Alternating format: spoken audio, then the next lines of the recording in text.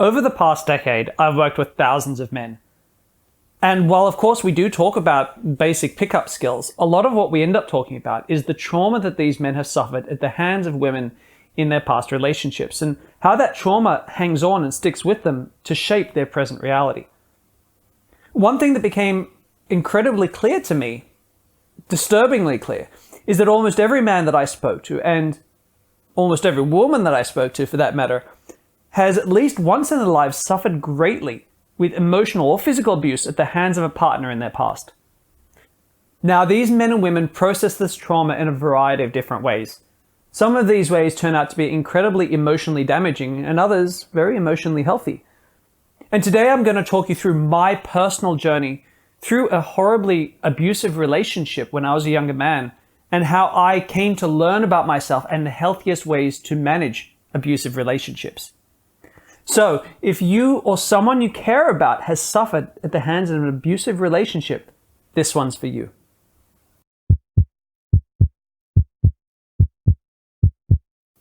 I know that I haven't spoken about it a lot on this channel as yet, but my first sort of semi-long-term relationship was incredibly emotionally abusive. I found myself in a situation where I was doing everything that she'd asked me to do. I would pick her up all times of day and night from different places all over the city.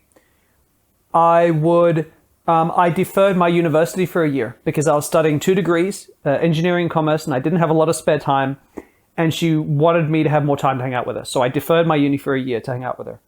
I had an investment property that I had started investing in with my parents to be smart with money. And that meant that I didn't have a lot of money to spend to go out with my partner. And she convinced me, made me, the way I saw it, sell that property, sell that portion of the property back to my parents so I'd have more money to go out and party with her. And then over time, things got progressively worse and they got progressively more abusive. And it reached a point where we'd have a really massive argument, and she said the only way she'd forgive me is if I bought her some nice jewelry. I'm not proud of this, but I did. I actually went out to the store and I bought some jewelry for her. And I gave it to her, and she looked at it, and she looked at me, and she said to me that it wasn't the right kind of jewelry, that I'd have to bring it back to the store and get her something else that she liked more. I did this stuff. This was the relationship that I found myself in. And I would consistently promise myself that it was going to get better, that the relationship would improve, because she would love bomb me with love and affection and make me feel like everything was okay. And then use the threat of ending the relationship to force me to do things for her. And I let her do that, and eventually I did. I became, after 2 years of this, I gathered the courage to break up with her, and I said, I have to break up with you. This isn't working. And she didn't let me. She said, no, we're not going to break up. That's not what's going to happen. And I was so far into this relationship, I was so under her thumb at the time, that we kept dating for another 1.5 years. Towards the end of the relationship, I would be out and about at parties, house parties, gatherings, barbecues. And now and again, she'd say that one of her friends was interested in this guy, and could I meet him and, just see whether he's a good guy for her friend. And sure, why not? I'd go over to this guy, she'd introduce me, I'd shake his hand, we'd have a great chat. And I'd come back and say, yeah, he seems like a good guy, or no, he doesn't, whatever. And it turns out that she was sleeping with this guy. So she was just kind of passively, aggressively torturing me, playing a head game. And so I got out of this relationship, finally. We split up. And I was mad. I was frustrated. I felt so used, and I felt so abused by this relationship that it wasn't just her I was mad at, it was women. This was something that women were doing to me, and I couldn't abide by it. And I thought to myself, I had a thought that I know a lot of guys have when they go through something like this. I thought, you women are going to play a game with me, I'm going to play a game with you, and I'm going to play it better. So I started hitting on everything that moved. I thought, you know what? I'm going to get what I want from women now. Now it's the era of Damien. And so that's what I did. I went out and I just hit on everything. And I got involved in the early pickup artist days. I was 20, 1 year old at this time, and I was going hell for leather. And I didn't care what I had to say. I didn't care what head games I had to play. I didn't care who I had to hurt along the way. I would quite happily tell women that I was interested in a relationship just to get laid, because in my head it was justified. They would manipulate me, so I'm going to manipulate them. This was the dialogue that was happening in my head. And I'm not proud of this. I hurt a lot of decent women along this path, along this journey. I even got into a few relationships, short-term relationships with women, and I cheated on them the whole way through. And the reason I did it was because I said to myself, well, they're cheating on me, the hell with them. F those girls. They started it. And that's how I felt. And I was making the world a worse place, but I didn't feel that at the time. I felt like this was something that women had created. It was their fault and they'd have to deal with it. And honestly, I believed that I was happy. There were some red flags out there though. I found that I was incredibly sensitive to my status. I had a great status anxiety. Like, was this guy trying to tear me down for my position? Did this person represent a threat? Did this girl say something that threatened my social status? Did this person put something up on social media that upset me and threatened my status? I was hyper conscious of this. Everything to me was a social game. So everything a woman might or might not say, I perceived to be a game, to be a manipulative tactic. Whether it was intended or not, it was manipulation. The world was out to try to manipulate me. These were signs that I wasn't paying attention to, as well as signs that I was slowly developing a creeping sense of depression and loneliness, because I was isolated from the world. I was isolated from women, especially, but also men to a large degree, because I didn't trust anyone at this point. Back then, the MGTOW, the Men Going Their Own Way movement, didn't exist. And for those of you who don't know, Men Going Their Own Way is essentially a group of men who believe that women are out to use men, and essentially just the concept of hypergamy, where women basically want to use men for the resources, and that's all men are, a walking resource. And once men have no resources left, they'll move on to the next man. And heck, if I had have known, if this movement had have existed in mass back then, I would have joined happily. I would have been a very proud member of the MGTOW movement, because I was angry at women, and boy, does misery love company. Those of you who know me now know that I'm not a fan of the MGTOW movement. I think it's dangerous, but it forms a community where men who are hurt by women can come together and share in their anger at women together. This is the most common way that I see men responding to being hurt badly by women. And it makes sense. At the time I thought that all women were manipulative. And why? Because if this woman, who I believed so strongly was a great woman, was a woman of integrity and honesty, and I believed all those things, and she could manipulate me and play me so badly, that meant every woman must be willing to do this to men. And so I put that label on women. So the only way to protect myself, and the only way that many men feel that they can protect themselves, is by shutting off emotionally, especially from women. We like to wrap ourselves in this cloak of protection where we become hyper selfish, hyper cold and insensitive, because it's a way to stay on top. And I believed that I was winning. And a lot of the men in this position believe this is the only way to stay safe from the pain that they've suffered in the past. But living this way caused me to become very emotionally stunted and cut off from the world. And it made it very hard to self-improve, because through all this pain I was going through, I really wanted to be a better man. That was my life mission, was to learn to be the best version of me that I could be. And I quickly realized there was a problem, and there was a very tough pill that I had to swallow. And this is really the theme of today's video when it comes to dealing and managing with post-relationship abuse emotional troubles, is accountability. Now, accountability is a seriously sensitive topic for anyone who's suffered any kind of physical or mental abuse, because to take accountability, to have accountability, to feel like you played a role in this problem manifesting, suggests or can feel like you are saying, I deserve this. And I did not deserve to be abused. I didn't deserve to be emotionally manipulated. I didn't deserve to be cheated on and hurt and used up. I didn't deserve that. And no man or woman deserves that kind of treatment. That's not what accountability is. And that was a hard thing for me to swallow.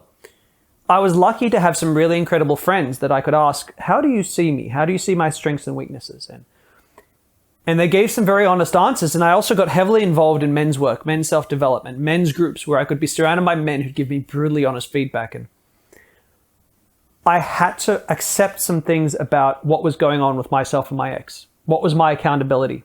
I'll tell you some of it because there's a lot of it. And I don't want this video to get too long. First of all, in this relationship, I didn't think about it, but in my relationship with my ex, I didn't have strong boundaries. And that's probably obvious to you hearing me tell my story. And the difficulty is what a woman wants is she wants to know where her man's boundaries are. So she pushes to find the boundaries. And when she doesn't find any, she keeps pushing. And when she keeps pushing and doesn't find any, she feels frustrated and angry because to her, to a woman, that feels like she can't trust her man. And so she keeps pushing and keeps pushing. And if you keep allowing it, a woman will keep pushing and keep pushing.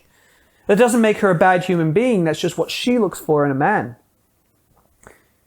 And then, but there was so much more. You see, in this relationship, I had a certain way that I believed you should be loved, like certain rules of love and affection. And I was trying to force her to give me love and affection the way I thought she should. You know, I was trying to enforce these rules of a relationship and I was trying to manipulate her to do that. You know, I would use my love and affection to force her to behave a certain way. So I was manipulative in my own way without, you know, it wasn't so obvious, you know, to tell the story like I did about the stuff that she got me to do. But I was incredibly emotionally manipulative in the relationship. I just didn't realize it. I was using a lot of nice guy tactics. I was trying to be nice to make her like me, which was a form of manipulation in itself. And any time that she didn't do things in the relationship that I wanted her to, I would make her feel inadequate because I'd create an argument and I'd tell her that it wasn't good enough and she wasn't being a good girlfriend. And so I would create fights. It wasn't that I was fighting with her. A lot of guys think that, hey, I fight with my girlfriend plenty, therefore I'm not a pushover. But, you know, I learned in the relationship too that I would create fights about the small things so that I didn't have to argue about the really big things that actually mattered.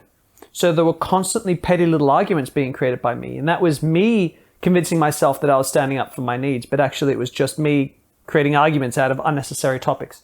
So there was a lot of this kind of stuff going on in the relationship. And I was in my own way creating a lot of resentment from her. And she was a young girl.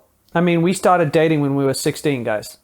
Right? We were together for 4 years until I was 20. We were young kids. She was a young kid trying to sort her shit out. And here's a guy trying to emotionally like coerce her, making her feel bad about herself if she didn't behave exactly the way he wanted her to behave. There was stuff going on. There was a dance going on between me and my first girlfriend. So did taking this accountability disempower me? It didn't. It didn't even make me feel horrible or guilty. What it did was it liberated me. And why did it liberate me? It liberated me because all of a sudden, I wasn't in the prison of feeling like there was nothing I could do to prevent this happening to me again. Because once I had accountability for the way that I had contributed to this situation arising, I knew for certain this situation could never happen to me again. And it never did. It never happened to me again. All of a sudden, I would date women and women would treat me well. They'd have respect for me because I had respect for me. I would set really strong, clear boundaries, even if it disappointed women at times. I had a clearer sense of who I was and I drew those lines in the sand. And as a result, I wasn't getting treated badly anymore. It didn't happen. And I realized that the world isn't full of women who are out to hurt men. And I know that the world can look like that. This is the problem. When you're a guy who's suffered badly in an emotionally abusive relationship, it seems like every woman you meet, everywhere you look, women are trying to manipulate you. And they're trying to just take everything they can and not give anything back. And it feels like every woman must be like that. But the world isn't actually like that. You see, there's a rule in the world that I think everyone watching needs to understand. And that is the world will give you what you will put up with. And that is so true. If, you know, we've heard it a lot. You may have heard this. I've heard it a lot. That rapists and people who mug people, you know, criminals, are very good at picking victims. And in fact, if you've been mugged or raped or abused in the past, the odds of your being mugged or raped or abused again in the future go up dramatically. Now, why is that? And it's a weird thing, right? It's if you line up a whole bunch of people who abuse people one way or another and tell them who they would pick. So someone who mugs people, right? A guy who mugs people in the street. They will all pick the same people to mug. They will all pick the same people to abuse. They'll all pick rapists, all pick the same kind of women. What is it? How does that work? Well, it's because there is something to do with whatever the way that we go through our lives, and we become targets for people who are going to behave like this, because the world will give us what we will put up with. That doesn't mean that you deserve it. It doesn't mean that you've earned it. There's a direct correlation between the way that you perceive the world and interact with the world and the way the world is going to treat you. And so, yes, when you start to take accountability for the bad that's happened to you, I'm just talking to men here. Let's talk into other thorny topics, but just talking to men who have suffered with emotional abuse, the second you take accountability, the world will change. The quality of women that you'll bring into your lives will change dramatically. And so, I know this can be a very tough pill to swallow, but guys, I want you all to learn from my journey, because the ghost of your relationships past can haunt you for a very long time, and it can lead you down a very dark and unhappy path. And that isn't the only way to go through life. It's normally this time that I say something funny and playful, but honestly, guys, let me know, have you suffered in an abusive relationship in the past? I'd talk about it in the comments below. I want you to feel not alone. I want you to realize how many men there are who have suffered. And I want you to realize that you're not alone. I want you to realize that there is more than one way to deal with this and process this stuff. To lead a life where you are as happy as possible and get the love from the world that you deserve. I hope you've enjoyed this video. Subscribe to my channel so you don't miss any of my future ones. I'm Damien. Have a fantastic week.